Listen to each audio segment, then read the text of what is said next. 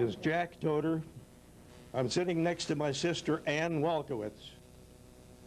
Now, been given this thing first. I don't know why. Bring that back. But I just wanted to say that I remember the Singers way before my sister married into their family, or her brother married into our family.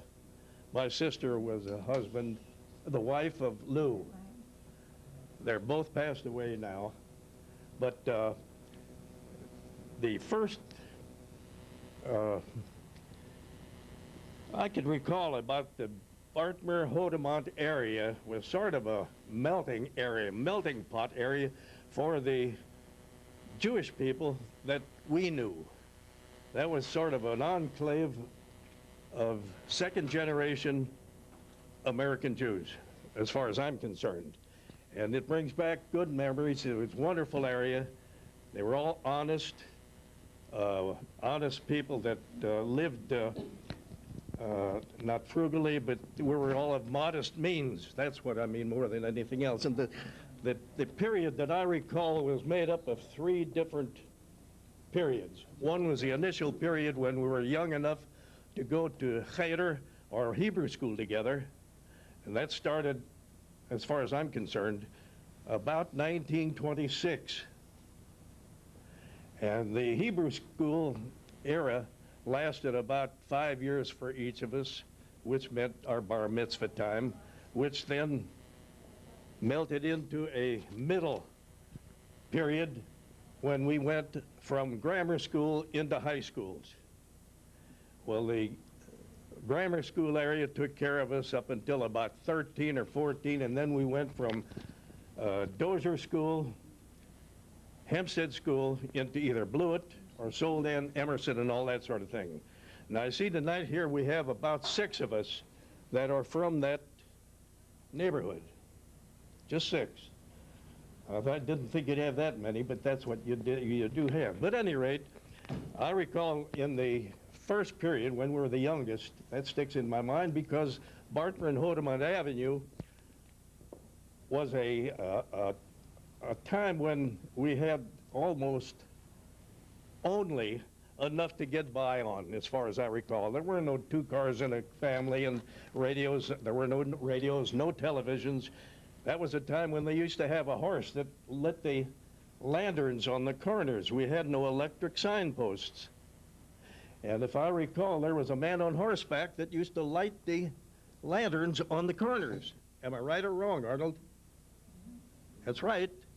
There was a man on horseback that used to light the lanterns before it got dark. They used to deliver ice and coal to the house or dump it in the street, and you took it into your own basement, and the same thing applied to refrigeration. You had no refrigerators. So somebody in the family had to carry the ice from a Polar Wave Ice and Coal Company that was situated just west of Hodemont Avenue and Bartmer Avenue. They housed their horses there. That was one of the best meeting places I recall when I was a kid. That was interesting to me. We had a sort of a green line that separated the Jewish area of Bartmer and Hodemont with the Roughnecks that were on the west side of the car tracks. Now, Sylvan would remember all of this, and so would Clarence. That was up near the theater. That was called the Irma Theater, where the bank was. Speaking of the bank, that was the time when the banks went broke. And it almost broke my heart because I was a member of a Boy Scout troop. That Lou was I don't recall what, he wasn't the scoutmaster, but he was one of the Boy Scout leaders. Yeah, he was one of the directors of it. At any rate, we were more or less expected to save money. And we all saved a certain amount, I don't remember, a nickel or a dime a week. And after I had my account built up to about $8.04 or something like that, that Hodemont Bank went broke. That was a terrible, terrible thing to live through. Incidentally, let me know if I'm going too far, if I'm using up too much time and tape. Let me know at any time and I'll cut it off. At any rate, that was one of the things that I recall as a kid. everybody in the Boy Scout troop lost their money in their own banks. I lost it at the Hodemont Bank. They used to have, right near that bank, an area where they had sort of a carnival that would come around once or twice a year, if you recall. That was near Liqueur's drugstore. On Bartmer. That's right. That was right near the Liqueur's drugstore. Well, the Roughnecks used to live on the opposite side of the car track. Now, that's not to say that the Jewish boys didn't get into trouble, too. They did, because there was a gang. If I recall, Clarence, what were they called, this gang? Was it the Paskudniaks or something like that? Might have been. Was that the name? Ann? That I don't know. I know it had a name.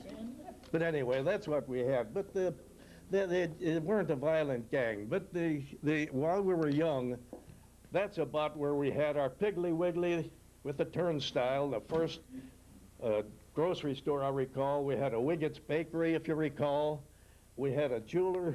I don't remember his name, but I do remember Art's Toggery. And I remember the Singers, where Mary took care of things. She was the lady that everybody knew. Right. She was the little mother of those of us that grew up. And these were fond memories. Behind their store, He's getting some depth here. Go ahead and jump in if you want to say something. anybody wants to say anything, jump in. But they had a car that was a Chalmers automobile. I have to say something about that. Mike Singer, I want to repeat something about. go ahead. I just want to say what Matt had said about. We'll Gary. pass it over to Oh, her. Wait a minute. I just want to relate, I did not know Mary in those days, but I wanted to say that Nat had great admiration for you, Mary. Great admiration and love. He said you were such a wonderful, wonderful sister. Also, how you worked in the store, that you and he worked in the retail store together, and that you were a terrific sales lady. And he really just had, he repeated it all the time. That's how impressed he was with you. And I just wanted to relate that to you. Celeste, introduce yourself while you Oh, have the microphone. well, I'm Nat Singer's wife. He recently passed away, so I just wanted to say that because I know he would want it said. Let me wind up what I've got to say. I'll just take another minute. I won't go into everything I can remember because people here wouldn't remember. At any rate, our favorite corner, which was Bartmer and Hodemont Avenue, had a drugstore that was originally put in by a Weissman, Weissert, was it? That was Shore's store. What was the name? It was Mr. Shore. Before Shore. Before Shore's, I don't know. Yeah, there was a drugstore before Shore moved in, Weissert or something like that. And Mr. Shore bought the drugstore, and in order to stimulate some business, to show you how sharp he was as a merchant, he hired for a short while a Syrian donkey, which he Right. tied up against this gas light that was on the corner. Do you recall that? I recall that. Okay. Well, anyway, the pet phrase that we used pretty frequently was when Elsie, their daughter, would show up at the corner, and everybody liked to ask, Elsie, how's your ass? Now, they didn't mean to be, not Arnold, that wasn't meant to be nasty. But anyway, they were talking about this Syrian donkey. That was one of the things I remember. Am I right? That's right. You recall. Well, you want to say something? You think I've taken enough time? I don't know. didn't- Well, you have to hold it a certain No, way. you don't have to press anything. I mean, you have to hold it a certain way. No, don't eat that. No, I won't eat it. I'm not hungry. Okay. You may just, if you're going to talk for a while, you may just want to clip it on your collar. What'd you say? You may just want to clip it on. Well, mine isn't going to be that long. Jack spoke. He said a lot of things already. Here, put this down where it'll get you. The one he's referring to, Elsie Shore, I have to say she has passed away about 3-4 months ago. She was a very good friend of mine. I've known her since I was 9 or 10 years old, just like I knew the Singer family. The Singer family and the Toter family was just like one family. And my dad, he always liked one person especially in that family, and that was Mary. He called her Maria all the time. He was crazy about Maria. In fact, he liked the whole family. And Mrs. Singer, in the evening, after she got through with her business in the store and the house, She'd take a walk to the Toder's house on 1126 A Maple Place and sit with my mother, Mrs. Toder, on the front porch, and they talk about their families and what's going on all around. And then later on, we were very close families, and eventually my sister Jen married Louis. And Louis was out in Flat River. He was a chiropractor. But then he moved to St. Louis, and then he continued his business, what he had to do, and he had to go to the Army. And after the Army, then, after they got married, rather, and he went to the Army, and then he played a lot of tennis. He loved tennis. But he always kept a little spiral notebook, I remember, in his pocket. Every time he had an idea, would come to his head about something, he would write it down in his spiral notebook because he wanted to tell someone about it, because he wanted to do something with it. So sometimes he did something with it, sometimes he didn't. But he was very much interested in tennis, his whole family. They had a lot of trophies there, Louis, the kids, all of them, and they played a lot, and they really were good at it. Well, I can only say one thing. Jack said a lot, that family's a very fine bunch of people, all of them from the first to the last, and I knew them all. So that's about it all I can say. I wrote down a few things, but I think Jack said mostly everything. That's your grocery list, isn't it? No, it's not a grocery list, but I was thinking about a lot of things. No, I don't know what it is. I wrote about different things here. I just don't know. You got anything X-rated you want to say? I don't know. I could think about it later. Okay, that's about all I can think of right now. Did I mention who I was? No.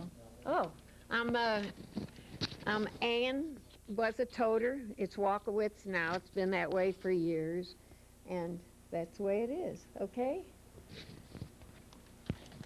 Mother, you want to give your name? I wrote down things. Tell them when you were born. What? Mother. Who's your writer? Jack wants to know I'll who's my hold it. writer. Just say your name and when you were born. Mary Kraut, December 27th, 1908, I think. 1907. 1907? Okay, 1907. And where were you in the family? Well, we had a store, a dry goods store on Hodement and Bartmer, and I worked there. All right. Are you older or younger? How do you fit into the family? I imagine I'm the oldest one in the family. That's right. Yeah. All right. Mary, why I don't want you to tell say them one more about your thing. grandma Huh? who used to cook Oh. koilen. Do you remember that? Who? Not her grandma. grandma, her mother, wasn't it? No, not The Baba. your Yeah. your grandma. Yeah. Didn't she That's live in the right. house? Yes. That's was who her I was name? named The after. Baba. They called her The Baba. Baba. And she used to Oh. run She after stayed all at the home boys and in the cooked house. koilen and bread and the potatoes and the onions and stuff was delicious. Do you remember her? Who? Your Baba. The Baba. Yeah, I do. And you named me after her. Arnold and Clarence over. Remember? Her name was You name me? Edith. Edith? Edith? We never knew her name. She was called Baba. And my English, my Hebrew name is Edith, You're named after her. Yeah, I guess I'm the oldest one in the family. yeah. Right. Huh? Right. I thought I was. Everybody in my December family says 27, there anybody older than you. Would you want to take? Oh, I already talked. You already talked. We'll talk some more. Well, I married one of the middle sons, and I was the first one married to one of the boys, and I came into the family in 1938.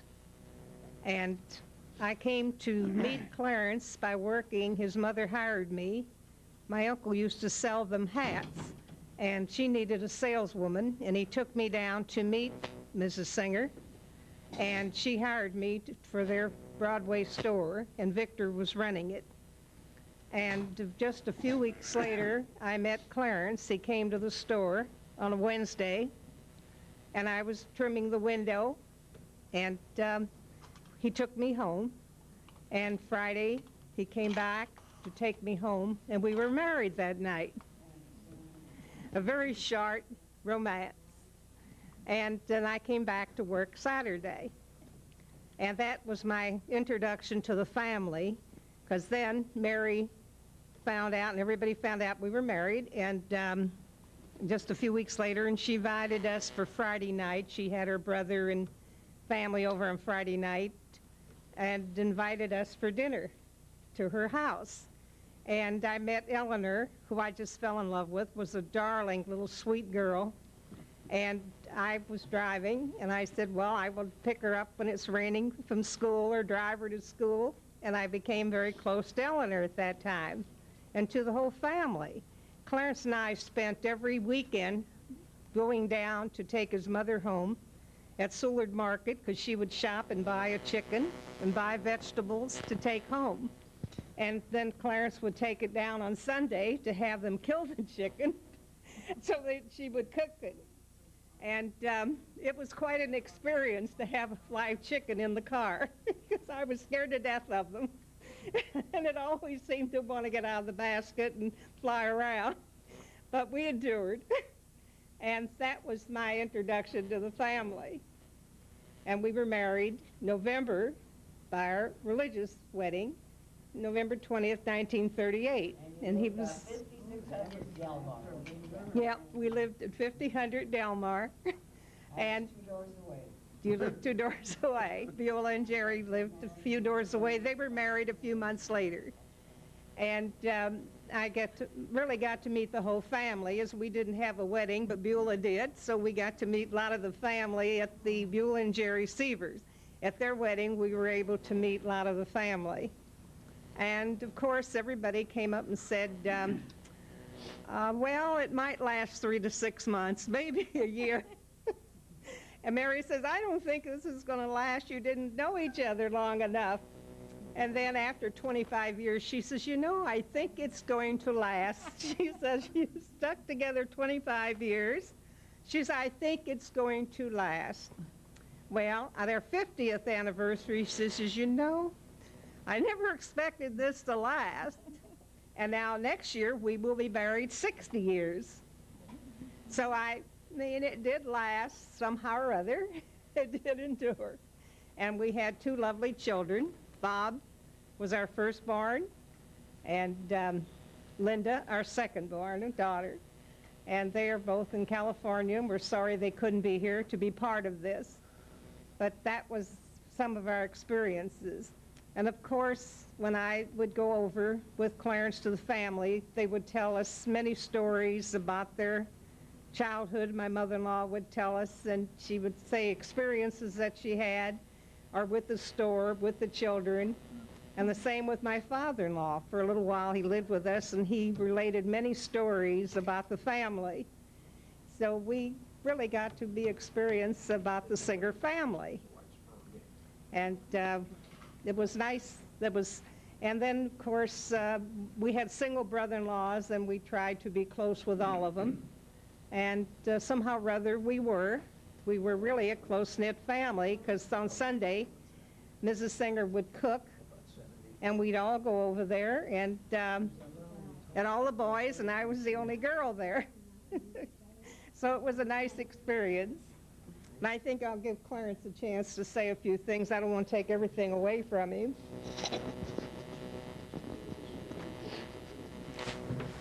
Well, anyway, I'm going to start with my Louder down there, would you, Clarence? We can't hear you down here. I'm going to start with my favorite line. My name is Clarence Singer, and you heard of Singer sewing machine, of course. Now, I look them straight in the eye and I say, I'm not telling you this to put you in stitches. And furthermore, I'm not trying to needle you. You get the point? Well, after I say all of this, I say, well, let's sew this up now.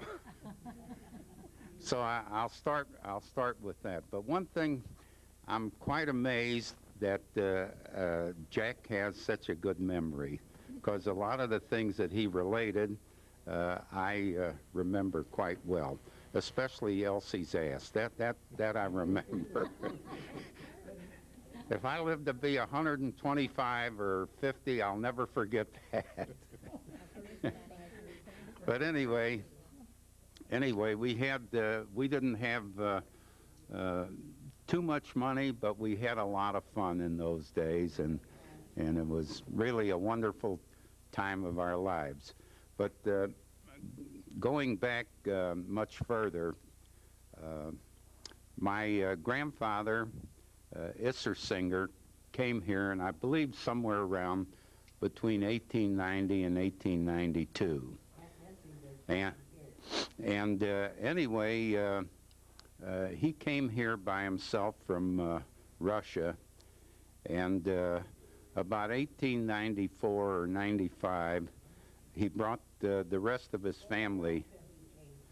He brought the rest of his family to this country, and included my father, who had just been bar mitzvah in Europe, and I believe there were 5 sisters, and I'm not sure, but I believe his mother and father. Anyway, I'm relating a lot of things that he did tell me, and one of the interesting things that he did tell me was that when my grandfather came here, he was quite a religious man, as were most of the young Jewish men in those days, and he belonged to a synagogue down on 7th Street, down in the downtown area of St. Louis. And of course, you know, the Jews used to try to stay close to the synagogue because they didn't work on Saturdays and they wouldn't ride on Saturdays. Well, one of the interesting things there is that it was in a storefront, and where they held services, and lo and behold, in the next store, a house of well, I'm not going to say a whorehouse, but a house of ill repute moved in there. And a big controversy developed there. The older people that came from Europe, they wanted to keep a low profile, and their argument was that, well, look, they're not bothering us, so why should we bother them? But the younger people, like my grandfather and others of his age, they thought it was quite demeaning to have such a place next to a house of worship. So they decided to split, and they got up on, I believe it was on 14th and Carr. They got an old church, and they made a synagogue out of it. Now that synagogue today is the base of Rome. That's what they started. And my grandfather was one of the originators of that. Interesting little thing that he was elected president of that synagogue, and he sent a circular back to his old town or shtetl in Russia, and somehow some halfwit got a hold of this circular, and he ran through the streets hollering, "Isser Singer elected president of the United States." And this put the town in an uproar, because they used to hear such stories about America, you know, the gold in the streets and all of that. So it seemed very plausible that he could be elected the president of the United States. Valvast. Well, anyway, these are a few of the stories that my father told. I remember my father telling me. Now, about the turn of the century, he lived in St. Charles, and he and his brother-in-law, Louis Fleischman, who had married his sister. It was Esther was her name, and they used to go out peddling to the farmers pots and pans and various things that the farmers would use. And of course, back then, the farmers very rarely ever got into town, and it was quite a service to them, you know, to buy things from these peddlers. And quite a few of these peddlers in that era were Jews, and that was about the only way they could make a living. Well, anyway, I kind of don't have anything in between that and, say, around 1910. And my father was working at Curley Clothing Company, and he was a foreman, and he was making a big salary of $10 a week. But my mother wasn't satisfied with $10 a week. She wanted her husband to be a businessman. So on her own, she went and she opened a store on what was then High and O'Fallon. And anyway, over the years, the store prospered, and World War I came along, and everything boomed. And they did extremely well during the war because merchandise got scarce, and by that time they were well established and they could get merchandise. Well, anyway, somewhere around 1921 or so, the Illinois Terminal Railroad bought his building, and he went looking for another place, and he opened a store on Hodement and Bartmer Avenue, what Jack was referring to. And in that time, Sylvan was born, and I can recall the time when Sylvan was born. We woke up in the morning and Mama was gone, and we were little kids, and we all start yelling, "Mom, Mom, where's Mama?" Finally, Grandma told us that she had, that she went to the hospital and she had another boy, and she was really angry, and she says, "Knock a boy." so anyway, I can recall going, it was at the Missouri Baptist Hospital where I was born. I recall going there, visiting her, and I'm looking, they served her some, her plate of dinner or lunch, whatever it was, and I'm looking at this Jell-O, boy, and I can't stand it. I've got to have that Jell-O. And my mother saw me looking at that. She says, "Here, you take this." So anyway, of course, we go on through the, through the years, and I think around that time, Nat started going to Washington University, and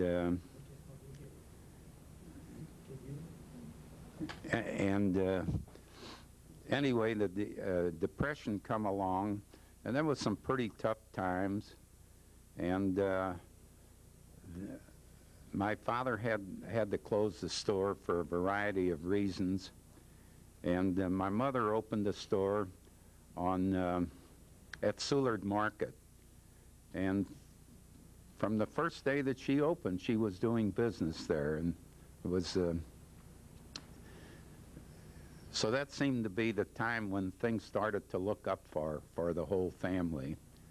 And my father and my brother Nat, they started, got their heads together, and they started the Ackley, well, at that time it was the Acme Uniform Company.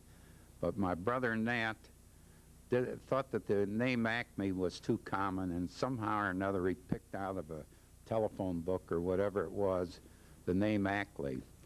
And I don't have to tell most of you, the success of that company over the years. Anyway,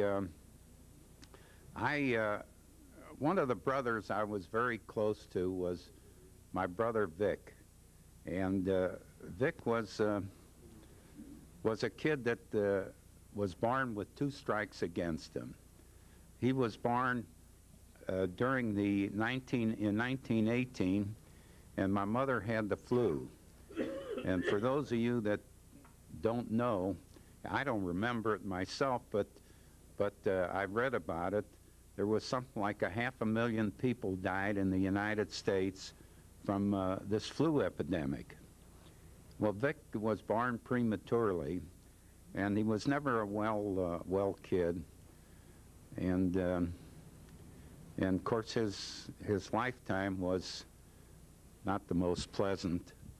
But one of the highlights, of which I told the rabbi about when he was at the graveside services, was that he had been driving home, and he saw a car on fire, and he stopped his car, and he helped the man out of his car, and this man was already on fire. All his clothing was on fire, and Vic got a write-up in the paper about that, and also this man happened to be a member of the Teamsters Union, and the Teamsters, in rescuing this man, Victor had burned his coat.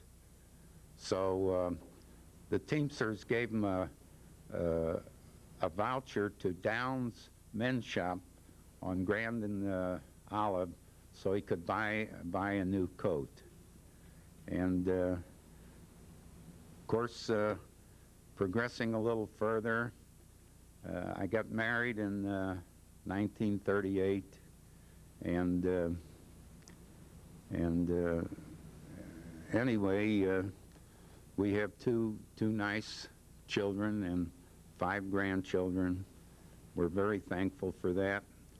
We just got back from California. We're we attended 3 graduations, and we're still continuing in the name of Singer, because my son, of course, has 2 daughters, so we'll continue at least that far. And that's pretty much it. Well, my son-in-law is Alan Newman, married to my daughter Linda. My son is married to Carolyn, and his children are Whitney, who is 14 years old, just graduated middle school, and also Jennifer, who's 11, and she just graduated grade school.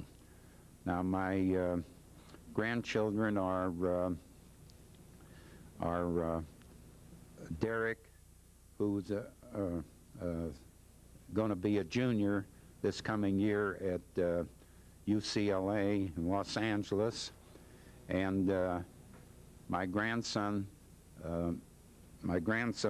Jeremy, who just graduated high school, and he's enrolled at Bakersfield College, and Brandon, who just graduated middle school. And incidentally, he's a hell of a hockey player. Hopes to make that a career.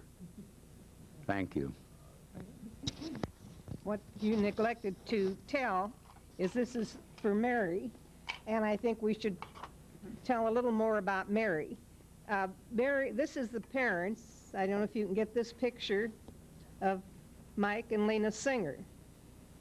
And that was 1907, January 1st. Can you get that all right in there? You have to show you have to show who they are in the picture. Okay, well now this, on the picture, there is Annie Stone, who was Mike Singer's sister, and Paul Stone, the brother-in-law. They were standing up, and then Crana, who came with Mrs. Singer on the boat from Europe. And that was her husband.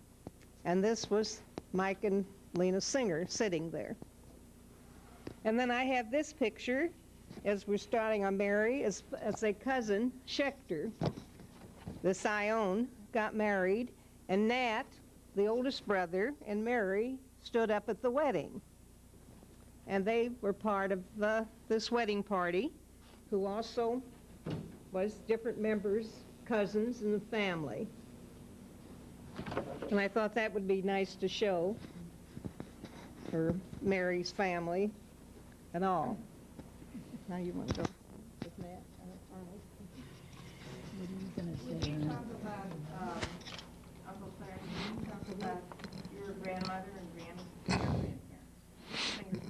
Hello, I'm Arnold Singer, and this is my wife, Esther. She's been with me a long time. And Gott weiß. Anyway, Jack, who was talking earlier, he was with me for about 20 years, and we got along very well. We still get along more or less, but it was a nice relationship. I had my grandfather had a horse and a wagon for quite a while, and he took and raised whatever you call it. I saw him lift up, which even to this day. Okay. I saw him lift up, whatever you call it, iron radiators, and put them on this wagon, which even to this day seems unbelievable to me, but I saw it done, myself. So anyway, we went into business. We were in business for quite a while. Jack was with me for about 20 years there. How come I survived that long, I don't know, but that's the way things were. And we have a nice group of children. How many were there? 4. 4? Okay, I'll settle for that. The oldest is Marilyn. 1 girl. Marilyn, we had 1 girl, Marilyn, thank God. And we were very, very fortunate. We had 3 boys, and we had a nice family. We went into business. It was quite a successful business, and that's the way things went. Want to go through the evolution of warehouse of fixtures? How that started? No, I think this is just for the singers, Mark. That's part of the singers. Let's go through this, how warehouse of fixtures started, and where it went from there, and whoever wants to jump in. Are you want jump to in. start it up at the the uniform company? At We were 511 upstairs. Washington. Mm-hmm. I remember when you were in that, when you first started in that building. Okay, now tell them. We are now down on South Broadway there. We have a successful business, I think. And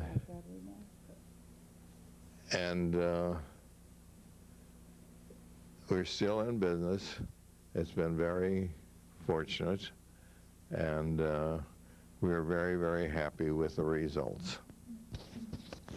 We have 1 daughter, Marilyn Sue, 3 boys. The oldest is Don. He's a lawyer. The next one is Larry. He's in business with us. We still have the warehouse of fixtures. And Mark is a dentist. And let's see, is that 3 boys now, Mark? Forget. But anyway, they're a wonderful family, and we've been very fortunate. And I remember going to the Singers when we were just married, we would go. I would wheel the walker, huh? The walker, all the way from Kingsbury to where did they live on that house? What was the huh? Well, anyway, we used to walk there because we wouldn't ride on a holiday. After a while, I said to him, look, we're not going if I can't drive. That's too long a walk, you know, to go. But I remember the house and Cappy, that big dog, and that lived next door, and also the chickens that she had. Raised all these chickens and a beautiful garden. And one day she said to me, why don't you take these chickens and cook them and have a dinner? And I looked at her, I said, I could never eat those chickens. But the kids enjoyed going over there, and she enjoyed having them. And anyway, it was a very, very nice time for the kids. And then, but I still remember that dog, that Cappy, that was that great big Great Dane. Yeah, but anyway, we used to visit on Sunday, and we enjoyed it, and she enjoyed having us. And she'd bake those plätzl, those cookies, you know, those Mun cookies, and the kids, yeah, Karjas, yeah, and the kids loved it. And Arnold to this day loves fried potatoes. He says nobody could make fried potatoes like my mother, and I believe it. And he said, my mother doesn't, I was making hamburger, and he said, my mother doesn't put onions in hamburger. And so one day I went over there and I said, my God, Arnold, talk about onions. She's loaded them with onions. So anyway, I got a cooking lesson that way. And Sylvan, maybe you can... Go a little more into the warehouse and fixtures, just starting, and Syl can jump in and whoever, and when it started with mannequins, and was it something? Oh, yeah, we made mannequins, and we had a plating plant, but the old Seaman building.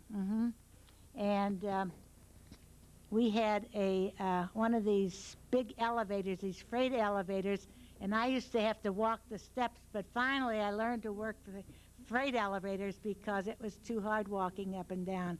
That was a very interesting building, that Seaman building.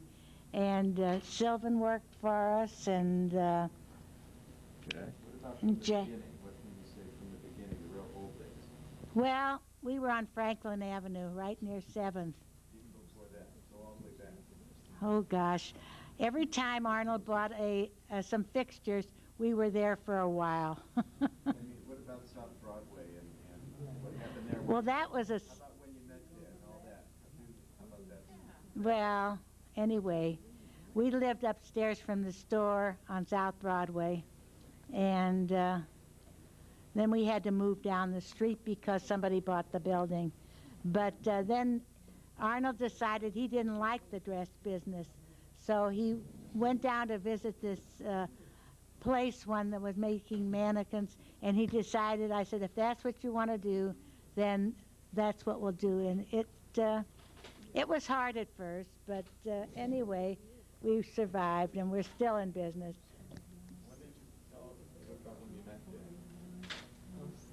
Let's just leave it that way. You want to talk about that? Yeah.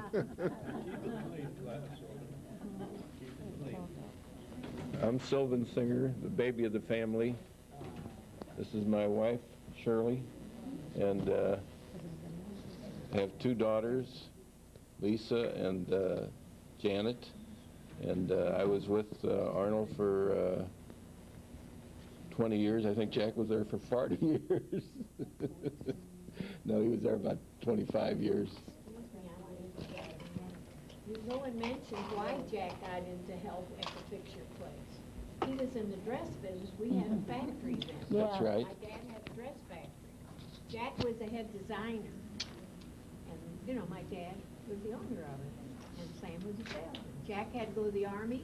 When he came back, that's why, and he and Arnold were like this. They used to go to the library constantly, back and forth, walk at night, you know, and all, and they were friends. And that's how Jack ever got to help out and be at your picture place. The theater was just melting pot. There was always. Yeah, but I'm just saying that you were in the dress business for Yeah. years. When you went off to the Army, that did it. Oh, I was That's in- why you were with him, right? Okay, you, That's why the Japanese buckled down to us, because he got in the Army. And I was there with him on Guam. Don't you wish you were Oh. there again? oh, But anyway, oh, you want the talking thing, Helen? talk, so. No, wait a minute. When you're referring back to that early days, actually, Mary would take Eleanor for piano lessons, and many a times we would go to recitals or go to different occasions, and I think this would be nice to show of Eleanor when she was at a piano recital. And it was a lovely picture of her and the family, and I think this would be nice to show also in the tape. And there were many incidents that we would go for Eleanor in confirmation or graduation, and there were many, many parties that we all enjoyed. And Eleanor was just a beautiful child growing up, and she wanted to Interlochen, Michigan, was it, you won? And she went to music camp, and we were all so thrilled for her. And she had many occasions, you know, with Sunday school and was with many occasions, and Mary always had the family over, and it was just wonderful to get together. It was a big family, and we'd always get together. And if we didn't go to Mary's house, we came to our house, and everybody ended up at our house. And Clarence and I were always happy to have the family over, and they would all come, and it was sort of a meeting place. Many of the family would get together and come, and there were many wonderful times that we all got together. But Mary looks very attractive, and we have some young pictures here of Mary that I would like to be included in there. And she really was very lovely. Can you get these pictures in good? Is that Mary? Yeah, that's Mary. And then Mary is on this picture, and Mary, yeah, now this is when she stood up at a wedding.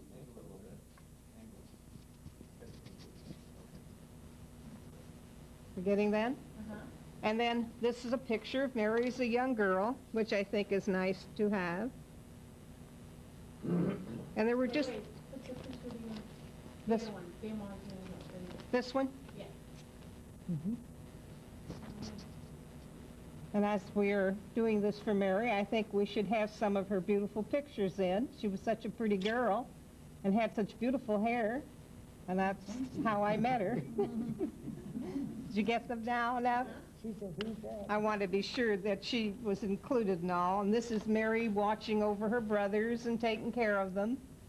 And she was like the little second mother to them because they always came to Mary and she took care of them. But one incident that I remember that Clarence always talked about, how beautiful her hair was, he says on Saturday night, he says, I always washed Mary's hair for her. And he says, I always rinsed it and made just, I was the one that washed her hair. She had real long hair down the middle of her back. And he always talked about washing Mary's hair, how beautiful it was. And about her 16th birthday party, he always told that story to everybody. He was so thrilled with it. There was so much ice cream. He says, wherever you walk, there was ice cream. You didn't tell that. We're talking, you know, about Mary today. So I think these little incidents should be brought up that are memories that she will always remember and have for the future. And many years may you look at them and remember them. And there she is with different brothers. Can you catch them over there? I thought these would be nice to include and have. And That's a little member of the family. we have pictures of you. I'll show Woo-hoo. to you later. Of course, these are very small ones. We used to take Mr. and Mrs. Singer on picnics. We used to take them on picnics all the time. And I think this one is a very pretty one of Mary up here. And we have some on the back when she and Eleanor, and they have the little black dog on Stanford. Midnight, yes. And when Sylvan came over, he was in the service. And we have a picture of him in uniform.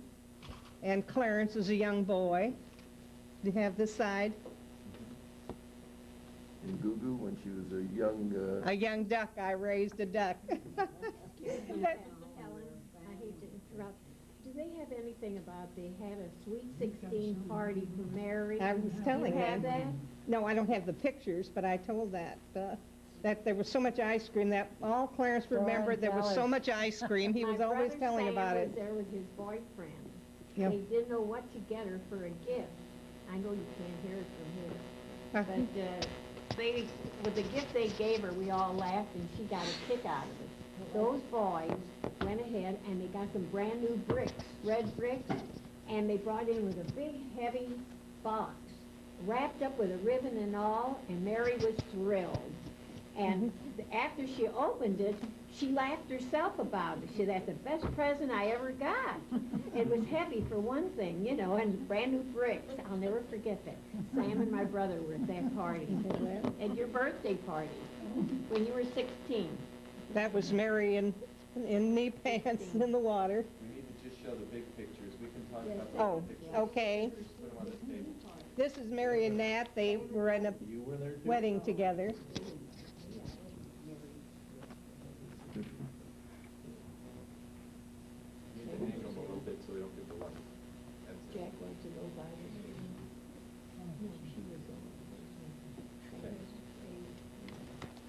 And this is picture Mary with her long braids.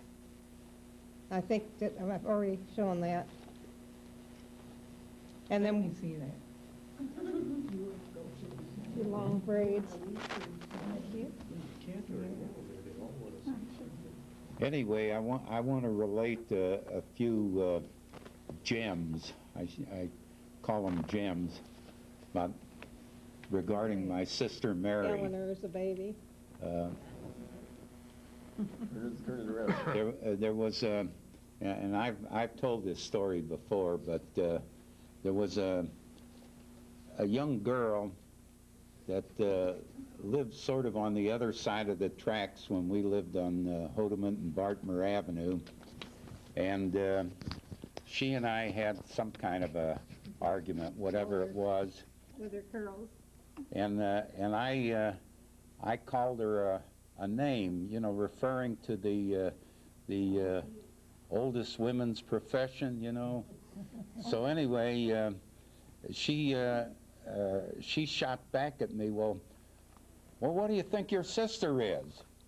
And I'll tell you, if she'd have taken a knife and stabbed me in the heart, I couldn't have felt more pain than her saying that. Well, needless to say, I chased her for about 5 or 6 blocks, and she probably outdistanced me. But that was one of the things that it always stuck in my mind. Another thing I remember talking about the Sweet 16 party. I remember that particularly because of the ice cream, and the way they used to deliver the ice cream then. That was before they had, you know, this. They used to deliver it in wooden tubs, and they put ice around this metal cylinder that the bricks of ice cream were in, and then put salt on that to keep it from melting too fast. Well, anyway, at that party, my mother and father bought Mary a present, and this was quite a thing in those days. It was a Victrola. And The Victrola. the Victrola, that was a you know, a musical box that you wound it by hand, and they played all kinds of records on it. And The phonograph. well, it was a phonograph, but they used to call that a Victrola because It was a brand name, wasn't it? it was a brand name. And I remember my father said that cost $400 at that time. So another incident that happened with Mary and I, in 1929, my father and I and Mary, we made a trip up east to New York and Boston. And on that trip, we took a passenger with us, Dr. Elson, who was a friend of the family, and he was going to intern at Mount Sinai Hospital in New York. And anyway, on the way up there, we stopped, we used to stop in, that was before they had a lot of motels out, and we used to stop in tourist houses. So I recall that I was in this one house and I fell down the steps and injured my knee, and Dr. Elson was there to give me first aid. So on the way up, close to New York, I split my pants open, the rear side of the pants.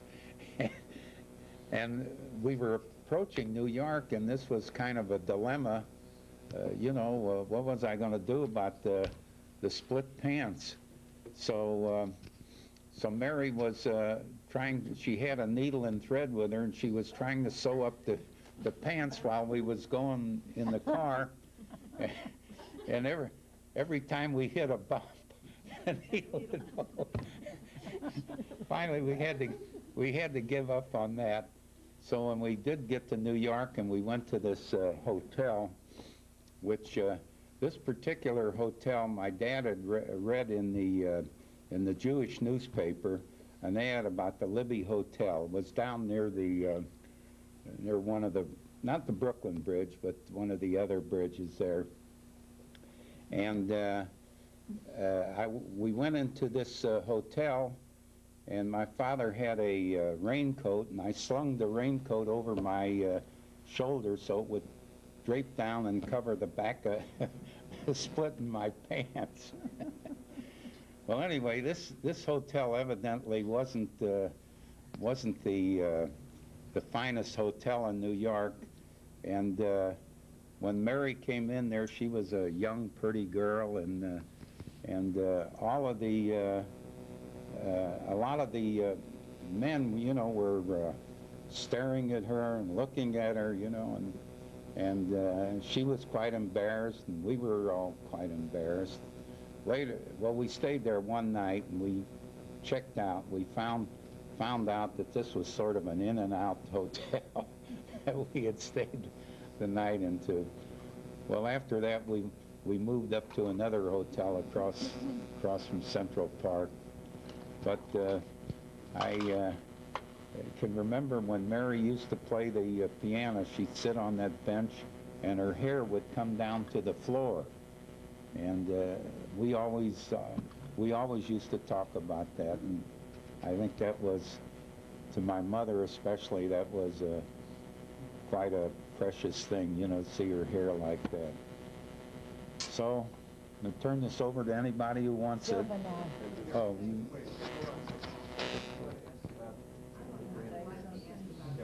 What about your grandparents? Well,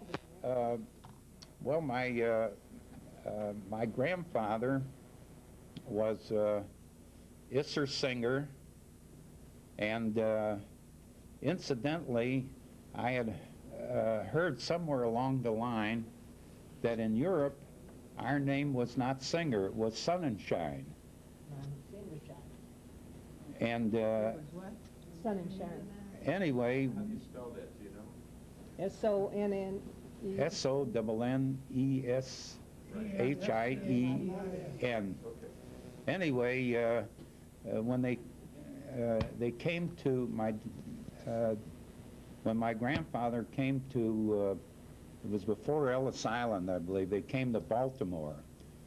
So they couldn't spell this name, Sonnenschein, so they put down Singer.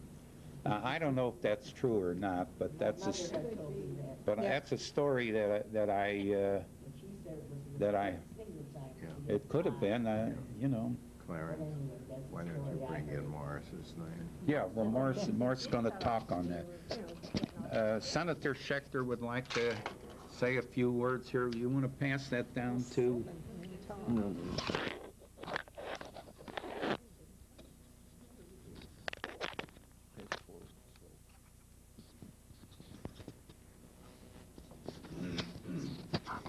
Make it short. First, Clarence, the grandfather you spoke about, is that a paternal or maternal grandfather? It was paternal. Oh, I don't recall him at all. No, this is maternal. The one I recall was Naphtula, who was my brother, and Nathan were both named after him. No, but he passed away before I was born, I believe. Well, this one there, the Naphtula passed away when I was about 2.5 years old. Clarence wasn't born yet. I know. Well, of course, I don't know anything about the St. Louis stories. I was raised in East St. Louis. I went to elementary school there and to high school, and it was a good school at that time. East St. Louis was a very good town, a good business town. It has changed now, as you all know. But our high school was very good, and incidentally, next June we will be celebrating the 75th reunion of our high school. That's a long time. East Side High, East St. Louis High School. And next Friday, God willing, I will be 90 years of age. And next Saturday, God willing also, I will be married to my child bride for 66 years. Oh, how wonderful. Child bride. When I went to the various political meetings, I always introduced her as my child bride. See, but there wasn't too much over in East St. Louis. They had the race riot there back in 1917. I guess some of you may remember that. I heard about it. Yeah. He was born 17. And Bess and I became engaged on Sunday, October 27th, 1929. On Tuesday was a stock market crash. And we wanted to get married the following June, but came along, I never had the $2.50 for a marriage license. So we had to wait for 21 months before we were married, and the kids were living with their folks at that time. But I couldn't live with her folks because she had 2 brothers and 2 sisters at home and only a four-room flat. So until I was able to get a place over there on Goodfellow and Terry, and really that's where we lived, and that's where I started in politics. And I was elected to the House from the city of St. Louis in 1934. I served there 6 years. And then we moved to the county, and I was elected to the Missouri Senate in 1960 and served for 16 years. And of course, we have 2 children, Judy Siegel, and she's married to a CPA, Lawrence J. Siegel, and my son Stanley, and his wife passed away, and he has been remarried, and we had 5 grandchildren, and we got 6 great-grandchildren, and I had the greatest present that a grandfather could have. My first grandchild was born on my birthday, and she is Debbie, and she is a lawyer in Santa Monica, California, where she lives with her husband, and she has 2 children, and they will be going to school. The boy is a good baseball player. He is on the St. Monica baseball team, and he's going to be in the he's going to be working with this summer on another team. And I have a granddaughter living in Dallas, Texas, and she has a boy. I call him Little Tex, but his name is Jackie, and she is married to a fellow who is works for the leasing company and down there.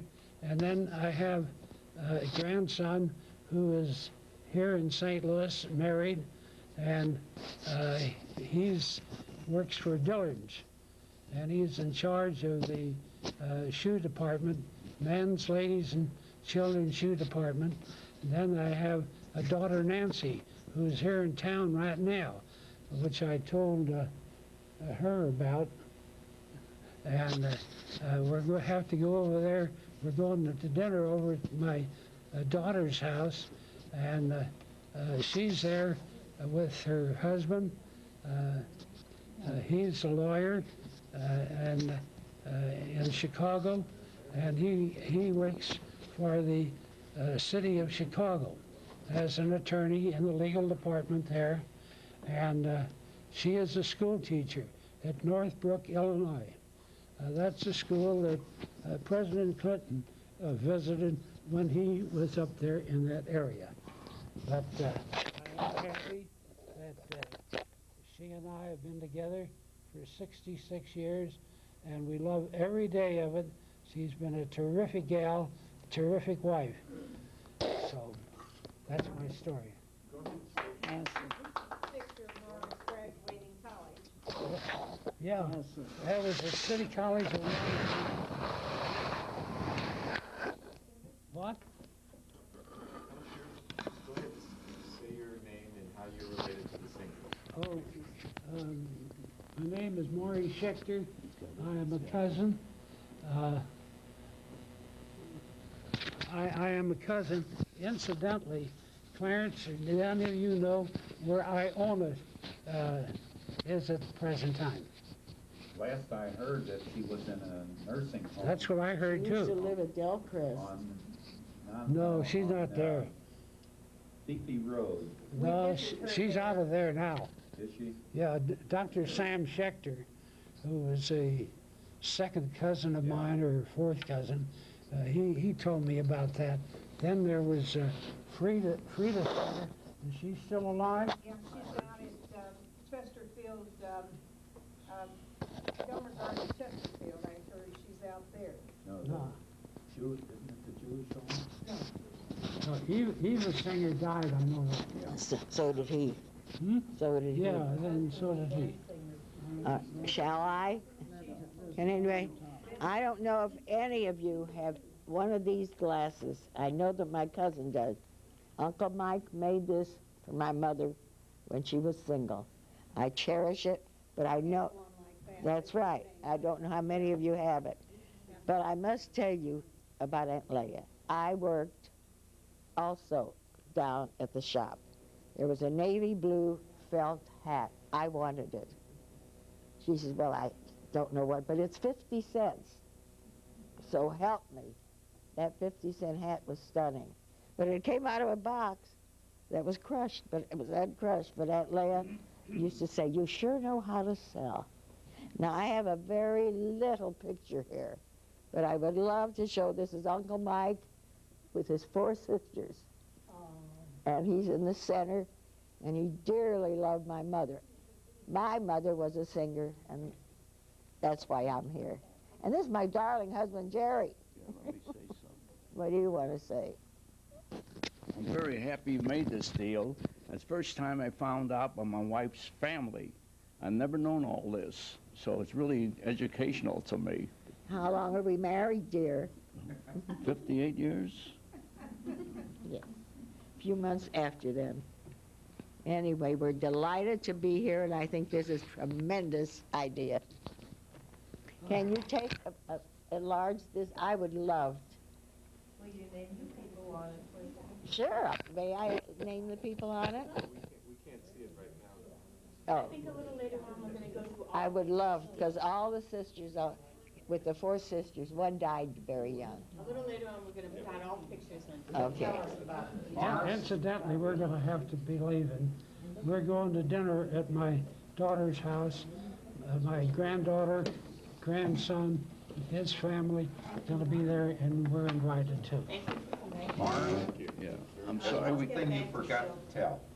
You forgot to tell about that big dog you have in East St. Louis. I was scared of that dog when I had to go up and walk up the stairs. You mean that big bulldog? All I remember, Hey, wait a minute, Jerry. he could have ate me alive.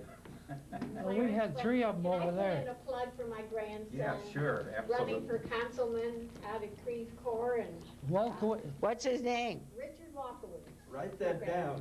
How could I forget They want Walkowitz? to send $100 check to him, now he needs money for Jewish this. life. Picture. Yeah, What do you think? y'all put in a vote for him. Huh? He's in the Jewish life. Oh, yeah, and he He's was wife. running for county But she's council. very active, you Yeah. know, with the young ones, you know. I think that's marvelous. Yeah, you see her picture You too. remember his name now. I know, but I don't live in Creve Coeur. Doc, vote there anyway. We can't vote for him. If anybody needs a dentist, No. He's right now Creve Coeur, but he's You're gonna right, be you're for the really looking county out, don't you? and Have a all picture that of yourself. No. Councilman. Is he running out here too? Why didn't you tell All them over. what your nickname Yeah. was when you were a kid? Oh, yeah. See if they can remember. He's running for Put him in a plug for the his I know and what our the council- wherever I vacated go, seat I've got of so many Strotsky. things there. I know, He's running in that district. I know. Clarence? Clarence, Clarence, you remember Sylvan's nickname? When Sylvan's I'm Yanko? It was Nimbus. Never heard of that. Never heard of it. Nimbus, why would they call That goes back He a lot of wasn't a years. whiner, was he? Can you pass me the microphone? You know, Give it to talk Uncle about, Sylvan. I'll never forget, when she said one time, Ann, you're gonna have to come down to my store, you know, in Soulard down there. And she had, at the front of the store, a lot of hat pins and boxes, and it was right by the entrance as you entered. And I said, Miss Singer, why have you got all this stuff? People are stealing. And she said, oh, yeah. Go ahead. So she said, can I just leave it right here? She said, well, when they come in and they steal those hat pins, then they buy something better. They always buy a house dress. I'll never forget that, what she said, and she was right. This was a business lady Oh, yeah. all around. She used to come to my dad's place when I was in the office. She wanted to buy the whole rack, job lot of dresses, carry it back on the streetcar, on her back to the store. This was a business lady. She was really a good merchant. Oh, she was. She really was. Was that my mother? Your mother. Oh, yes. Hey, Jerry, don't you want to tell this whole You wanna- machine about your golf game? About the hats that he was talking about. Don't you want to tell About the everybody hat about your pins? golf About game? the hats with your mother. They don't know what you're talking about. The hats? Yeah, she used to try and give him the hats for marriage. And she had trouble, she wouldn't take them. Jack, talk about those hats that you used to get down there. The hats, something about hats? Yeah, I'll tell him about the hats. You don't need the other box, do you? The subject about this Lena's store, Lena Singer's store, was just about all over town. And a cousin of mine by the name of Jack Solomon, if you recall, used to travel. Arnold remembers him. He used to travel, and one day he said to my mother, Ida, he says, you love hats, I know, and you go down to Stick, Spare, and Fuller about once a month to buy a hat, and it takes you all day. They used to have them stored in these great big storage tables. And she'd sit there, and the clerk would put one on with one side. She'd take it off on the other side, and that went on all afternoon when my mother bought a hat. Always took a day. So Jack Solomon came over to the house one time, and he says, Ida, that was my mother's first name, you've got to go over to Lena Singer's store. She's got a load of new millinery that's beautiful. And he says, you'll find any hat you like, anything you want. So my mother called me, and she says, Jack, I heard that Lena Singer's got some hats over there. And I was invited to come down there. She says, I'll only take about 5 minutes. How about driving me down there and bring those hats back for me if I find anything? I said, well, I don't know where the place is, but we'll go. So I went down to 7th and wherever that street was near the market, and we stepped into the store, and that would be the wrong term. Through that store, we barely got in there because there were so doggone many hats there, and they were beautiful. My mother picked up one, and then a second one, and she figured, well, okay, that's enough. She walked up to my mother and says, Ida, you take these hats, and she scooped up a stack of them, about that tall, and they were nested in with each other. A stack about like that. I said, my gosh, she never used that many hats. Those 1 or 2 is all you need. She says, I won't let you walk out with 2, and I put that many hats into my car. A stack like that plus the 2 she had, and she wouldn't take a dime for these hats. Your mother was a wonderful person and a good lady, and a good merchant. She knew what she was a nice person. Very nice. I know your dad asked me to work in the store. She was a 16. nice He asked me person. if I'd work at the register, and I was there. And when I left, he said, here's a hat for you. Yeah. Right, he gave me a hat. It was always hats. You know that the most important thing about this whole meeting, I think, is that even though we all came from families of modest means, I can't think of a neighborhood in the metropolitan St. Louis area So much that fun. that raised as many talented, successful Right. people, and they started from zero. Huh? I came from Kensington. Meet me in St. Louis. You think that was? Oh, yes, the Sarleys lived there, Al Sarley, the orchestra Really? leader. Yeah, but we had, Well- we had Dr. Elson there. We had a all bunch those of guys. talented people that We came had out of that all the area. talented They really people. were. They went to Hollywood, they were in the movies. Yeah. And Yeah. they've all done it on their own. That's where the Meet me in credit. St. Louis. You Yeah. should give them credit, these boys. They all done it on their own. I think we're all about done, aren't I'm we? talking about Elson, and they did it on Elsie their Shore? own. No, Elson boys. Oh, the Elsons, yeah. They did it Well, on what their about own. the Sewell? Sewell. I remember about this trip that we took to New York. I don't know if he remembers. I was on it. But anyway, I remember I got into one of these circular door deals where the door spun round and round, revolving doors, and I was in there for 10 minutes trying to get out of that door, screaming, trying to get out of that door. I remember that. Screaming, and he's told that story so many That's right. times. Just go ahead and talk about your family and go ahead and do your... I'm You finished. have 2 daughters. I said I had 2 daughters. How many grandchildren? Talk about the Janet and Lisa Don't wave your hand around. Tell about Janet, who's married, has She has What was it like being part of a big family? Yeah, well, like growing up. we got the, Tell us about all that. well, Nathan got the white meat. The rest of us got the dark meat. Heard about that. But no, this, She'll do it. Right back to you. You two are on. And we'll come right back to you. Okay, this is really not so much, but I must commend Mary Kraut over there. My folks were ill for years. This lady used to call me up periodically, Beulah, you need a day off. She says, I'm coming down and I'll take care of Dad. Next time I'll take care of Mother. And that is the truth. I would get out for the day. No one else thought of it. Thank you, Mary. That's all I really had to say. She deserves everything, I'll tell you. I'm Shirley Singer, married to Sylvan, and I guess I'm the newest member of the Singer clan. We've been married for 20 years. All these stories are new to me. One that I've heard forever is My sister Mary used to keep me in tuna fish, and to this day he loves tuna salad. He's still looking, after 74 years, he's still looking for meatloaf like his mother made. And this is a picture of his mother. I never knew her, and she was a beautiful lady. I didn't remember looking like this, but I do. That's before she was married. That's right. Before she was married. I remember Aunt Leah. And this is a picture of Sylvan in the service, which is the only picture I've seen of him in his glory days.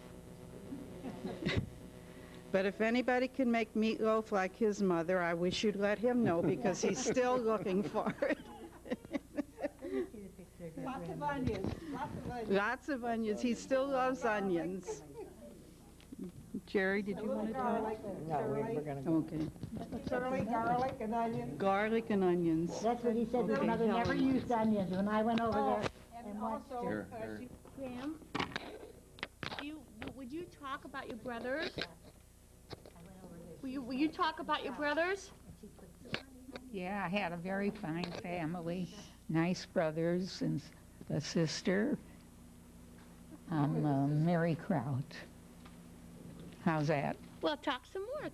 Now, Ch- in 1938, when I got married and I came over, you used to have who over for dinner on Friday night? Oh, you did? I Yeah. didn't remember that. But you had your other brothers. What were their names? On Friday night, we used to come to your house. Nathan, Louis, Arno, Victor, Clarence. That's right. Yeah, She remembered all the names. yeah. And you used to go over to your mother's house and to check everything all the time. Yes. Do you remember when I drove with you? Yes, I do. You do. Remember when I used to drive you? Yeah. Yeah. And we'd go over there on Julian. But Yeah. they lived then on Chamberlain, I think. Wasn't it Chamberlain? Chamberlain? Julian. Afterwards, Julian, they lived later, but they lived on Chamberlain. Oh, I did. Remember I that house? remember that. Yeah, because Bob had his pin in his van at your mother's house on Chamberlain. Yeah, Grandma, yeah. tell me about your brothers. Were they the best brothers you could ever have? Well, I think so. I don't think they become any better. Now, Eleanor, I'm going to stop Yeah. for 1 minute. I have to leave. And then you continue from there. Okay, that's all. Well, wait. Huh? Grandma, Yeah. That's Eleanor over there. you want to say something to Beulah? She's about to leave. Well, Beulah, thank you for coming, and I'm happy to see you. I'm happy to see you too, Mary. Thank you. May God give you good health. Thank you. The same to you and to all of you. Thanks. I'm sorry. Don't worry about it. Is there anything else you want to say to your brothers? That I love them And all. everybody? Yeah, I love them all. And it's a pleasure being here with them. Do you have some stories? Do you have anything you remember, some stories about Huh? things? Any stories you remember about you and your brothers? Well, I know we had a very fine family, What can you tell me about the family growing up? and we used to go down. My mother had a store on Soulard Street, and sometimes when she'd bring a chicken home on the bus, on the streetcar, I wouldn't eat it. How come? Well, I just didn't want to, I just couldn't eat it. That's all. What other stories? What about your grandma? Can you tell me about your grandma? My grandma? Uh-huh. Well, she used to have a store downtown on Soulard. No, Yeah. that was your And- mother. That was, Huh? Your mother.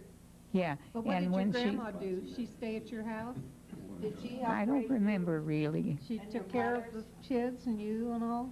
She help you? I guess so. I don't remember really. How about your mother? Tell us about her. Can you tell us about your mom? Huh? Tell us about your mom. My mom? Uh-huh. You Well- used to tell me stories. Well, I remember when she had a store down on Soulard, and when she brought home a chicken that I refused to eat it. You told me Grandma had a big garden. She liked to grow things. Can you tell me about that? Well, she had to grow all kind of vegetables and all. But all I say is, think I remember is when she brought home a chicken, I refused to eat it because we raised him. Yeah. Grandma, did you used to help take care of your brothers? Yes, I did. Well, tell me about that. Tell me when you were taking care of them. Were they good boys? Yes, they were. They were the best. Did you ever have The to go best. to school to see the Thank you. principal? That's Grandma, did you ever have to go to the school to see the principal when one of them misbehaved? Yes, I did. You did? Yeah, I had to do those. Which one of them misbehaved? Well, I think they all did. Clarence especially? Yeah. Okay. That's all. All right, you did really good, Grandma. Okay. Do you want to talk about Mom? Are there Huh? any health, About Mom? are there any health situations that we should know? Well, I have a wonderful mother. Wait, Mom, she's talking. I said I have a wonderful mother and daughter and a lovely family. That's all. How many children does Eleanor have? Mary? How many children does Eleanor have? I don't remember. 3. How many? 3. Do you know their names? Who's the oldest? I don't remember. Bob. Bob? Uh-huh. And who else? I'm the middle. Susan? Yeah, and who else? Who has children in Kansas City? Larry? Larry, yeah. What are Larry's kids' names? Do you know? There's the ball game. I don't know. Is it? I don't remember exactly. All right. You know, to the ball game. It's too hard to walk up those. How about Jack was talking about the Depression? What do you guys, you have some stories from those years? Oh, Clarence? You took off in the Depression with Bernard? Tell that story about you and Bernard going out west. Well, one of the highlights of my life, my very dear close friend, Bernard Harris and I, we decided, and I believe this was in 1933, we decided we want to take a trip to Alaska. So we had heard about, you know, there was a lot of gold up in Alaska, so we wanted to find out for ourselves. And we started out hopping trains, freight trains, to on the way to California first. Well, anyway, we the furthest we got though was California, and we, of course, on the way we had a lot of experiences, and things were really tough in those days. Although I had $11 in my pocket when I left, when I came back, I still had $9 left.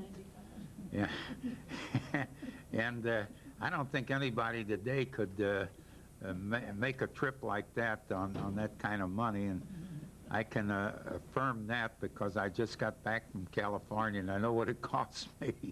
But What is the dollar worth then compared to now? Is the dollar worth $50?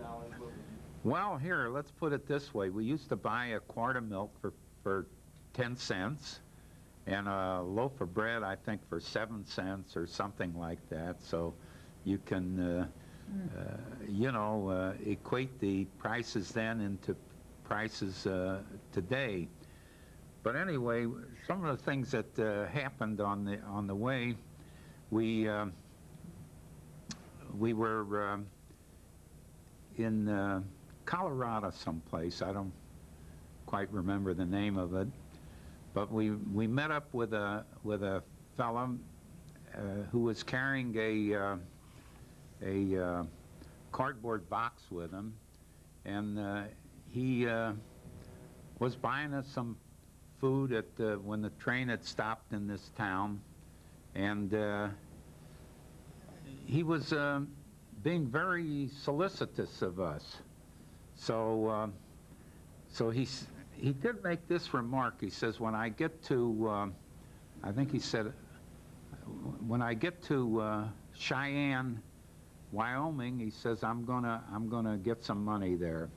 And he had a Luger in his in the box, and we were a couple of dumb kids. We didn't think anything of it, but you know, if we were lucky in this respect that if you ever got caught with a guy like that, you know, that had a firearm with him, you were going to be just as guilty as he was. So anyway,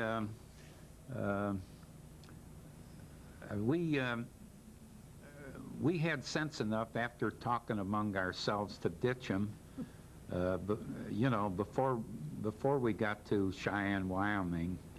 And then when we went to Cheyenne, we were not exactly arrested, but we were kicked off of this train by a railroad detective, and his name was, they used to call him Cheyenne Red.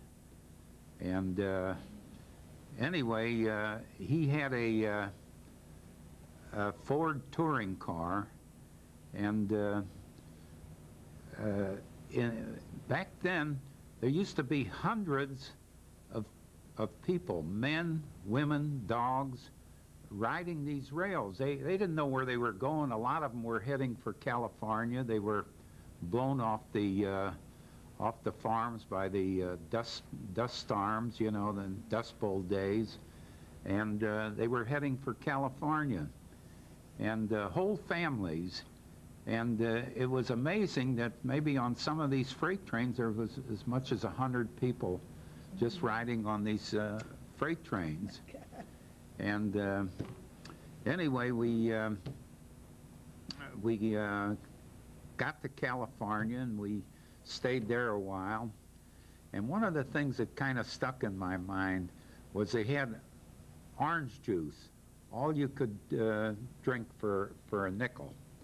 So the only thing is they must have put a lot of sugar in that orange juice, because you couldn't drink too much of it. It was so sweet. Well, anyway, we were out there for a while, and I don't exactly remember. We stayed out at the on the beach for a while, and then we headed home. And as I said, I still had about $9 left in my pocket, because it was really amazing. As tough as things were, people were very compassionate. You know, they were always, it seemed like they were always willing to help you out. And I remember one time we were waiting around there hitch a ride on a freight train, and this farmer came up to us and he says, you guys hungry? And, well, the stock answer was yes. And actually at that time we weren't hungry. And he says, well, how about spading up my garden, and I'll give you guys something to eat.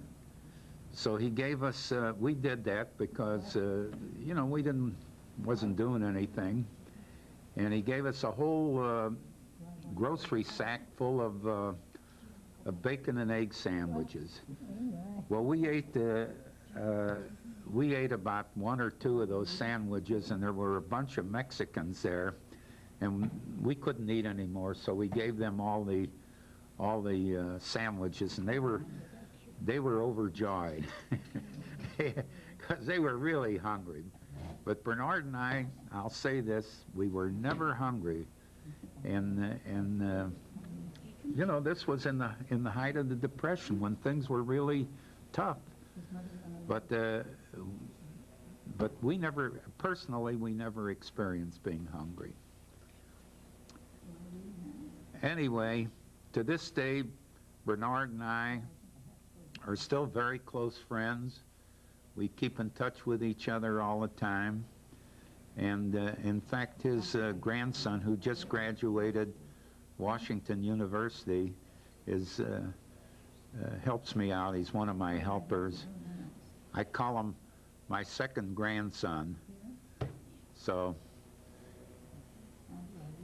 that's about all I can think of right now. How about you? That's all Bernard can think of, too. with Mary while she's Yeah, all three of them all stand three with of her. you boys.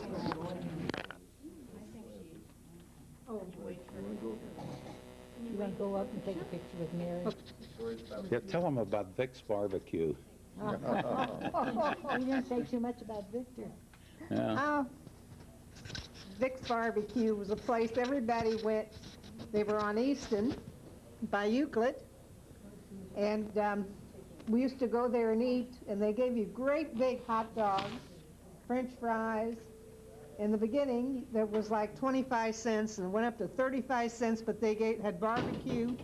And then they moved out to Skinker near Delmar. And everybody used to go out there. The Enochs ran it, Nettie and Vic Enoch. And they had wonderful barbecue. Everybody loved going there. After a movie, after a ball game, everybody went to Vic's to eat. And that was right after the Depression, as things were picking up. And Clarence used to know them personally, and we'd visit with Nettie and Vic. And what else And can they you used tell? to charge us double because we knew him personally. How about some stories about Uncle Lou? Well, of course, I was not too close to Lou because there was a gap between us, age gap between us. They came over every Sunday to our house. But Lou was just a real nice guy. That's one of the best things I could say about him, was that he was really a nice guy, And and he loved tennis. just about everybody liked him. And anyway, he had moved down to Flat River because he had graduated chiropractic school, and I don't recall if he bought a practice down there or if he started a practice. Yeah. I don't remember that. Started it. But anyway, one of the stories that he told was that one of his first cases was that that there was a farm woman who was carrying one of these big cast iron cook stoves up to the second floor, and she put her back out of commission, and he was able to treat her and get her back in shape again. And of course, as you know, in a small town, word spreads pretty fast. But Lou really loved it down there, and he played in they had a band down there, and he played in the band. Violin. And also he was a Boy Scout leader there. And here recently, I ran into a man, and as a kid, he lived in Flat River, and he remembered Lou from the time when Lou was, was a Boy Scout leader, and he was telling me how that they went on several camping trips down to Lake Killarney, which is some distance away, and just whatever he said about him was just so good, that it was a pleasure to hear that. And of course, later on, Lou moved back up to St. Louis. The war broke after he was married, and the war broke out, and he was working in a defense plant. And in later years, I built a home for him on Midland Avenue, and where he and Jen lived for many years. And then later on, I sold that home for him when this was after Lou had passed away. And as I say, he was just the kind of guy that was just a nice guy. You know, I don't think anybody ever said anything bad about Lou. But unfortunately, you know, he had a stroke and he didn't live too long after that.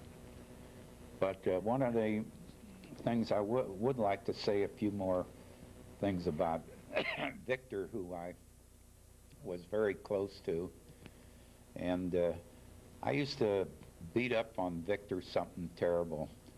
But at the same time, I was also his benefactor and his protector. You know, it was a love-hate. It was a love-hate situation. He was so little, yeah. Anyway, so I remember some of the things. We used to sleep together in the same bed. Well, Victor used to, you know, wet his bed all the time. And of course, sleeping in the bed, you know, I'd get the results of all of that. So anyway, but I was always playing tricks on him. And one of the things I did, you know, years and years ago, they used to have these crystal sets. And it was the earphones, and you'd rub a sort of a metal stick on a crystal, and it used to make a lot of static. So one night I put the earphones under his pillow, and I start rubbing that stick, and the first thing I know, he sits up and he says, "Boy, there's something wrong with my stomach." And Vic was a real hypochondriac. That was one of his real problems. And, you know, any suggestion could set him off on something that was wrong with him. So then he went back to sleep, and a few minutes I start rubbing that thing again, and the static, you know, had come on. And he says, he shook me, and he says, Clarence, he says, "Wake up, there's something wrong with my stomach." Well, then I couldn't contain myself. I had to start laughing, you know. And but that was very typical. And of course, I sort of, for many, many years, I really, you know, in later years when he was, you know, when his sickness had really been more acute, why, I took care of him. I used to take him out for dinner all the time. And he was in a home, and a nursing home, and if anything ever went wrong, they used to call me, you know, and I'd try to straighten things out. And Arnold was so good to him, too. Oh, Yeah. Oh, yes. Yeah, well... Absolutely. But I was close to him, you know, and the truth of the matter is, when he passed away, I was really terribly affected, even though, in looking at it, you know, he might have been the best thing for him, you know. God, he lived a miserable life. So... Clarence, wasn't it that your dad got cured by a chiropractor, so he wanted Lou to become one? That I don't recall that. Yes, that is true. I remember one time Lou brought home from, when he was going to school, he brought home a whole section of spine, human spine, from the school, and my mother threw him out of the house.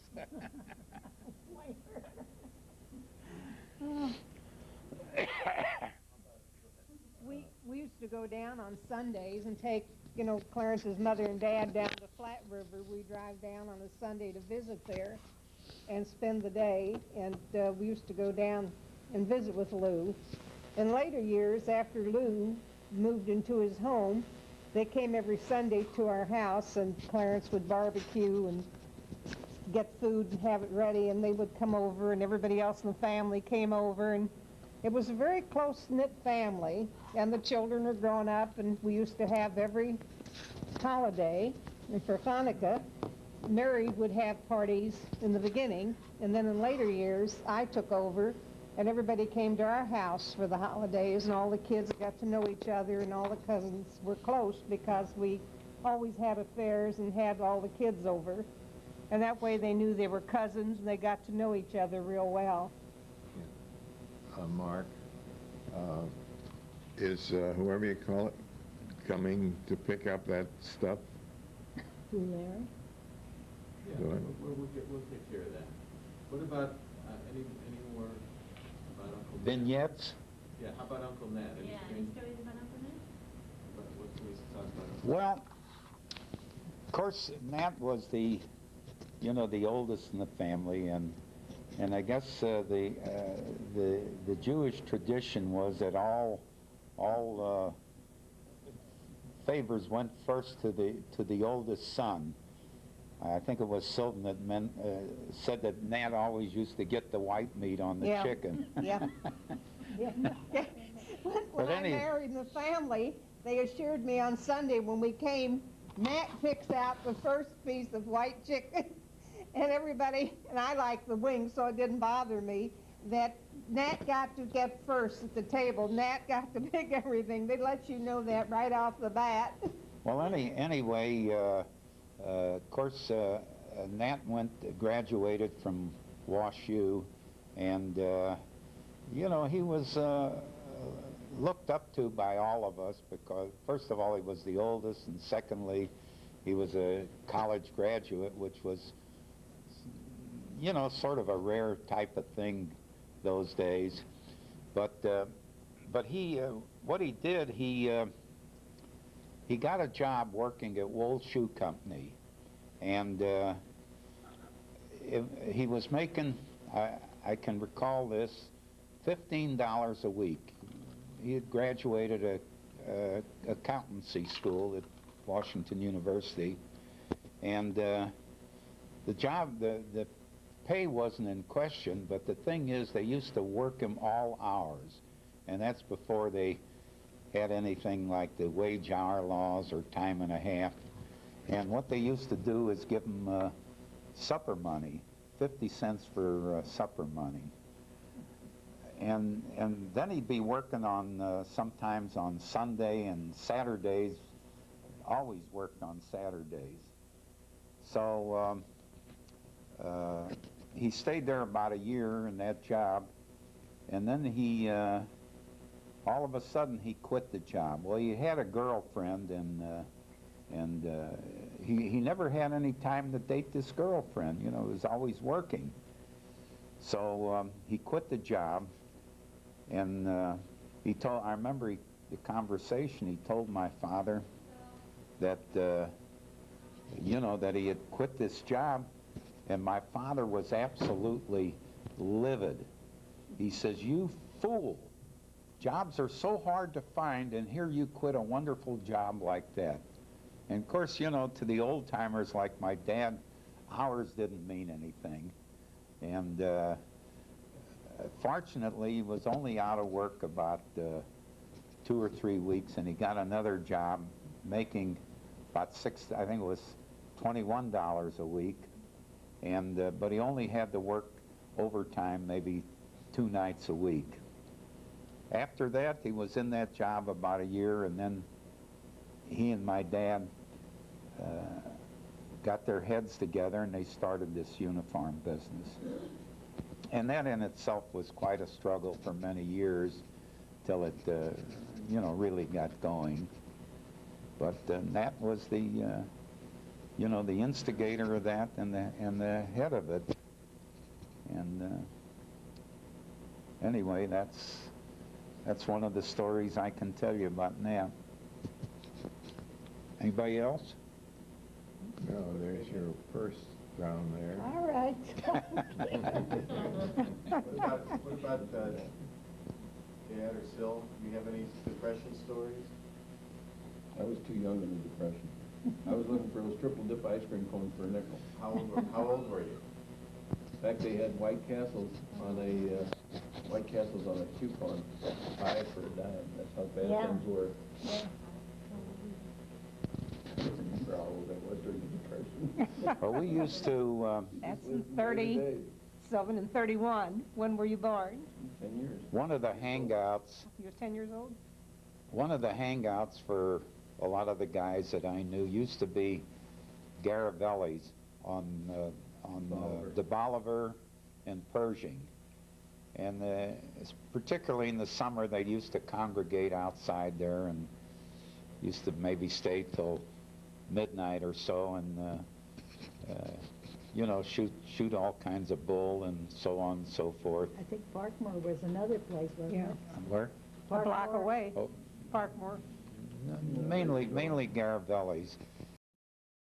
And as I recall, hot dogs were a dime, and roast beef sandwiches were 25 cents. And the food was just as good then as it was, you know, when they were over on Manchester, maybe better. They raised it to 30 cents and everybody quit going there for about a month. Well, didn't all you boys play an instrument just about? Well, I didn't. But somebody has to lead the band. Lou played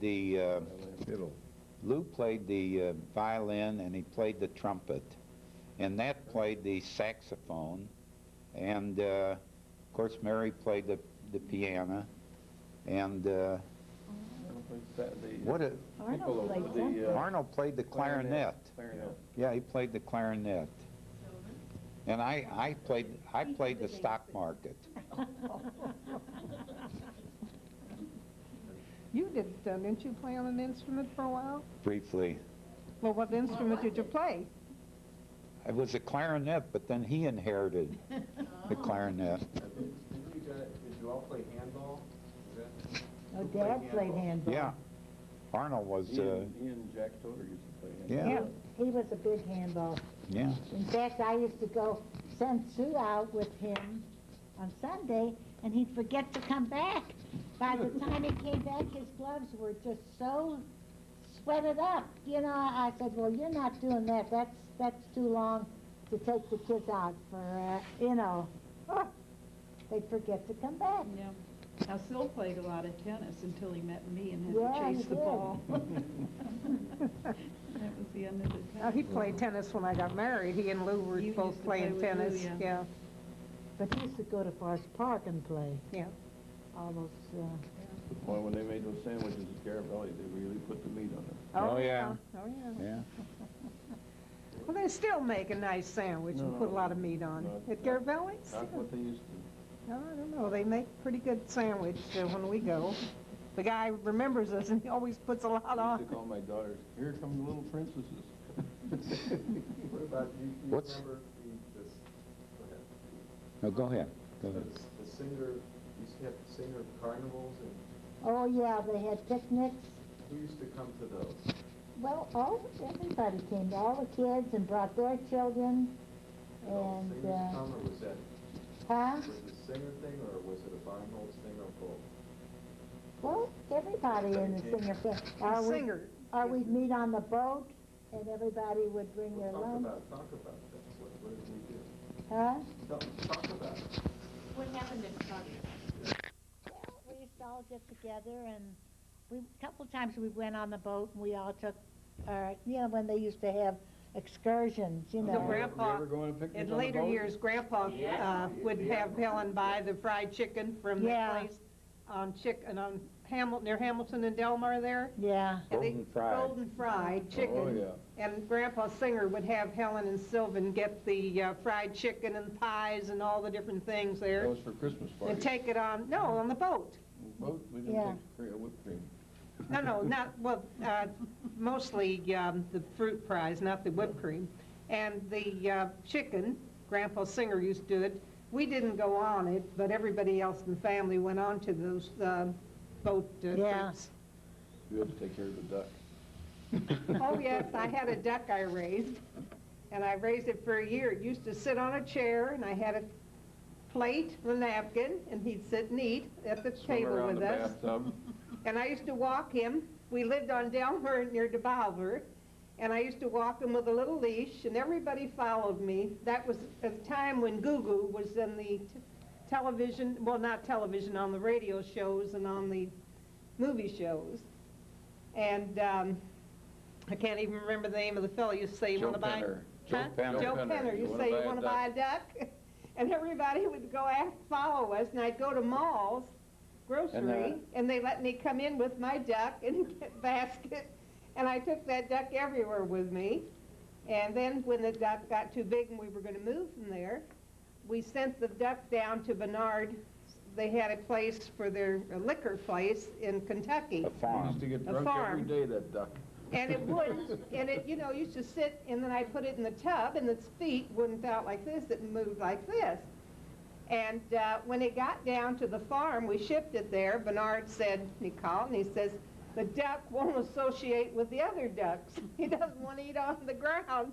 They throw food for all the ducks, and it wouldn't eat off of the ground. It wanted to be up higher in the dish and wanted to eat its food. It didn't want to associate with the other ducks because it was raised. My mother-in-law originally gave me this duck for Easter. It was a little bitty thing in the hand, and I raised it. And she had gotten it at Soulard Market, but it was the darlingest little thing, and you could be surprised how you can train a duck. Yeah. And we had a lot of fun with it. I'm not going to try. Yeah. Ready to go? I'm ready. How about Grandpa? Anything anybody can say about Grandpa used to like the Western movies. He liked to sit and watch all the Western movies. Here, Lone Ranger, Yeah. he's on with a glass of tea, and what other programs? Every day for breakfast. Oh, he used to get buttermilk every day for about 5 years in a row, a pint of buttermilk. Yeah. No, that Your was mother fun. liked buttermilk too. But then he was having some problems, and he went to the doctor, and the doctor, had told him, he says, there's nothing wrong with you except that you're malnourished. He's just take the, it's one of these small buttermilks, and I think that was about all he'd have for lunch or something like that. Yeah. So then he started going out to for lunch, and he'd go to the Forum cafeteria on 7th Street, and as I recall it, it was very good food. And anyway, he started getting acquainted with some of the waitresses or people behind the counter there, and he really enjoyed going there.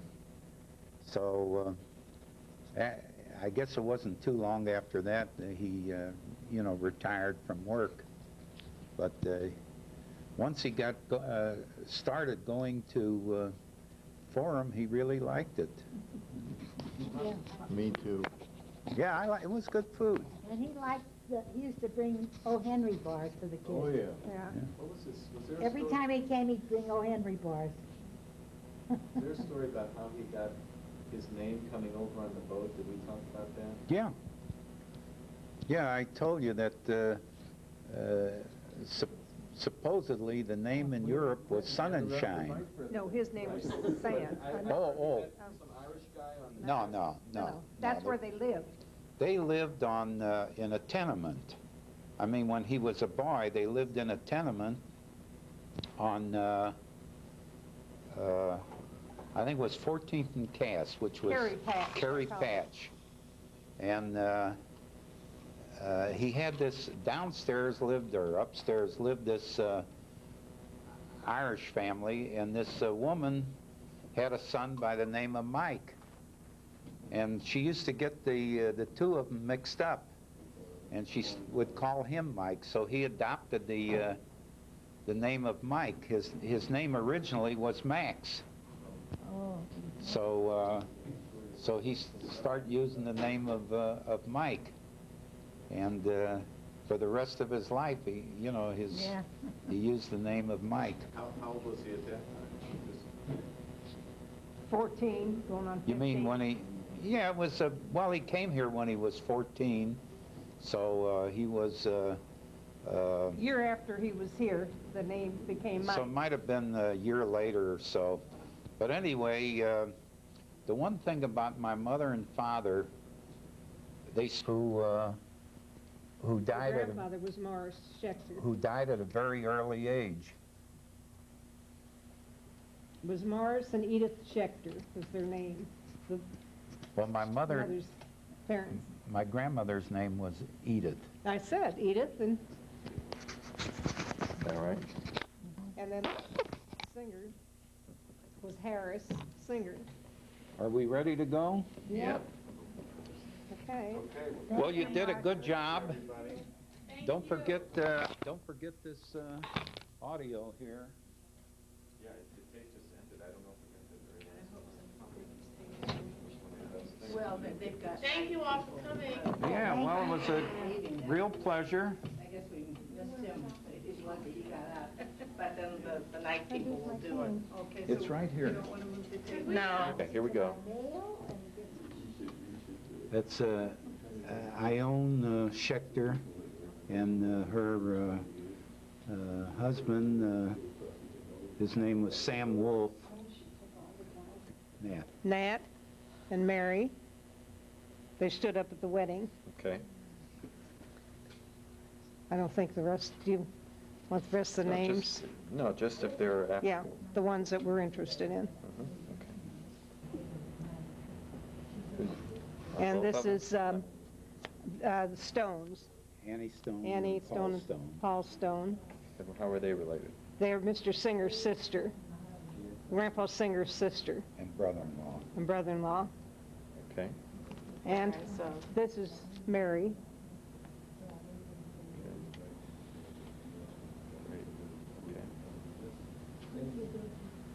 Okay. Okay. And this is Lou Singer.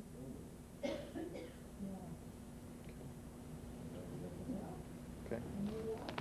And this is Zion Feldman. Who is that? She's the cousin of Schechter, originally a Schechter. Well, Eleanor, that was a big job, you and Susan Okay. worked together. And this is the grandma and grandpa Schechter. Okay. Where's that picture from? That looks very old. It's very old. They overseas or what, but it's a very old picture. Okay. And then this is Mara Schechter. Okay. And this is the Schechter. And her and Mike Singer, Lena Schechter to Mike Singer.